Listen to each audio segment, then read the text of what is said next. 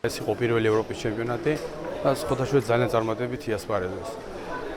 მინდა აღვნიშნო მწვრთნელების ძალიან კარგი მუშაობა, აქტიური მუშაობა და ვიმოდევნებთ, რომ შემდეგში კიდევ გაგვიმართლებენ სპორტსმენები და უფრო ბევრი ჩემპიონატები იქნება და უფრო ბევრი მედლები ჩამოიტანენ. მალტაში ჩატარდა ჩემპიონატი, პირველი ევროპის ჩემპიონატი კუდოში ჯუნიორებში, სადაც წავიდა 6 ჩვენი სპორტსმენი, კუდოისტი, რომელმაც გაიარა შეკრებები, მაგის მერე წავიდა და ჩვენ პირველ დღედან გეგმავდით, რომ მოგებულები ჩამოვალთ, მაგრამ ასეთ წარმატებას არ ველოდით. მთავარი მიზანი ჩვენთვის არის მსოფლიო ჩემპიონატი, რომელისთვისაც ჩვენმა ახალგაზრდა სპორტსმენებმა დიდი გამოცდილება მიიღეს ამ ჩემპიონატში და უღრმესი მადლობელი ვარ მაგით და ასევე კუდოს ფედერაციის პრეზიდენტის მხარდაჭერის დავით ხახუტაშვილის. მე ძალიან გახარებული ვარ, რომ გავიმარჯვე ევროპის ჩემპიონატზე, დავასახელე ჩემი ქვეყანა და ასევე მოვიპოვე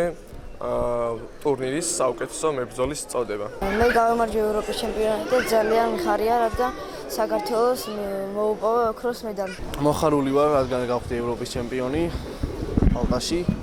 ძალიან გახარებული ვარ ამით. მადლობა კუდოს ფედერაციას და ფინანსების და ყველაფრისთვის. ძალიან მიხარია, რომ გავხდი ევროპის ჩემპიონი, მინდა რომ შემდეგი შეჯიბრებისთვის მომემზადო. დიდი მადლობა მინდა გადავუხადო კუდოს ფედერაციას, ჩვენ მწვრთნელებს დავით ყოლბაიას, დავით დუშუაშვილს, ირაკლი პაპავას და ყველას, ვინც ჩვენთან ერთად იქ იყო. მალტაში გამართულ ევროპის ჩემპიონატზე ჩემმა მოსწავლეებმა ძალიან კარგი შედეგი აჩვენეს. ვასილ დვალაძე გახდა ევროპის ჩემპიონი, აგრეთვე გახდა საუკეთესო მებრძოლის ტიტული მიიღო, ხოლო ლუკა ნასარიძე გახდა ვიცე-ჩემპიონი, ვერცხლის მედალი აიღო. საუკეთესო ბრძოლები აჩვენეს ქართველმა სპორტსმენებმა და საქართველოს ნაკრებმა. მე კმაყოფილი ვარ ამ შედეგით. დიდ მადლობა მინდა გადავუხადო საქართველოს ეროვნული ფედერაციის, კუდოს ეროვნული ფედერაციის პრეზიდენტს ბატონ დავით ხახუტაშვილს.